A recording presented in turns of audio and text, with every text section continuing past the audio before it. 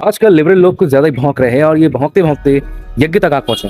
इनका ये मानना है कि यज्ञ से बैक्टीरिया नहीं मरते, उल्टा पॉल्यूशन होता है। बेटा यज्ञ सिर्फ कंबशन नहीं है, हाँ? बहुत इंग्लिश जानते हो, केमिस्ट्री जानते हो, तो ये यज्ञ है वो सिर्फ आग जलना नहीं होता, ये कैंप फायर नहीं है और ये सिर्फ कंबशन नहीं है। इसके पीछे बहुत साइंस है और ये बहुत डीप चीज है। ये सिर्फ एक जवाब वीडियो है, ज्ञान में किसी और वीडियो में किसी और दिन दूंगा, क्योंकि मैं अभी घर में नहीं हूँ। तो धार्मिक रीजन तो बहुत है, लेकिन मुझे पता है तुम लोगों को धर्म से कोई मतलब नहीं है, तो धर्म को साइड रखते हैं, साइंटिफिक रीजन पे आते हैं। तो इसलिए अभी शॉर्ट में बता दे रहा हूँ। यज्ञ का धार्मिक रीजन जो है वो है कि घर से पाप को दूर करना, घर से नेगेटिव एंटिटी को या फिर नेगेटिव एनर्जी को दूर करना। जब भी किसी हिंदू के घर में गृह प्रवेश होता है तो वहाँ पे एक हवन या यज्ञ किया जाता है, ताकि घर में अगर कोई नेगेटिव एनर्जी है तो वो दूर भाग जाए। बहुत सी पूजा पद्धतियों में भी यूज होता है यज्ञ। शादियों में जो ये लिबरल लोग भौंकते हैं, अगर तुम हिंदू हो ना तो मैं शादी में भी यज्ञ होगा, उसको रोक के दिखाओ।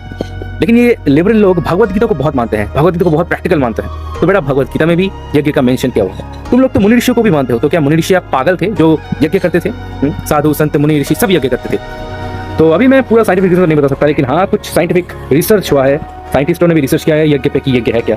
तो यज्ञ का जो सबसे बड़ा साइंटिफिक जो चीज है वो है एयर प्यूरिफायर। यज्ञ में फॉर्मिक एल्डिहाइड होता है, जो साइंटिस्टों ने बताया। आम का जो लकड़ी होता है, आम के पेड़ का लकड़ी वही यूज होता है, वो कोई एड़ा गैड़ा चीज यूज नहीं होता। आम का जो लकड़ी होता है वो यूज होता है और उसी चीज से जो बैक्टीरिया है वो ज्यादातर बैक्टीरिया मर जाते हैं। तो NIBR के scientist, national institute of botanical research, तो इन्होंने एक एक्सपेरिमेंट किया यज्ञ पे। तो उन्होंने क्या किया, तो उन्होंने एग्जैक्टली उसी तरीके से यज्ञ किया जिस तरीके से एक्चुअल यज्ञ होता है। मतलब जितने भी सामग्री लगते हैं, मतलब स्क्रिप्चर्स में जो जो तरीका लिखा गया है यज्ञ करने के लिए, तो एग्जैक्टली उसी चीज को फॉलो करते उन्होंने किया।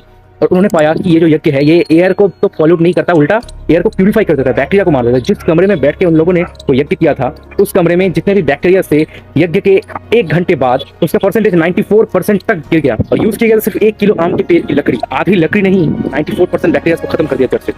इस एक्सपेरिमेंट के 24 घंटे बाद जब उस कमरे में फिर से देखा गया कि बैक्टीरिया कितने हैं, तो पता चला कि जितना बैक्टीरिया पहले था उसका 96% घट गया है। मतलब सिर्फ 4% बैक्टीरिया उस कमरे में थे। और ये जो इफेक्ट था यज्ञ का, ये 1 महीने तक चलता है। इसलिए सनातन धर्म में यज्ञ का इतना महत्व है। तो मेरे बुद्धिजीवी लोगों, उसको तो शाना मत समझो, ठीक है? तुम लोग धर्म ग्रंथ नहीं पढ़ोगे, तुम लोग किताबें नहीं पढ़ोगे, वेद नहीं पढ़ोगे, लेकिन यूट्यूब में किसने कुछ कह दिया, हाँ कोई बहुत ज्यादा मॉडर्न इंसान जो बाबाओं को एक्सपोज करने का ठेका लेके बैठा है, तो किसी ने कुछ कर कह दिया और तुमने उसी को सच समझ लिया और कुछ रिसर्च भी नहीं किया।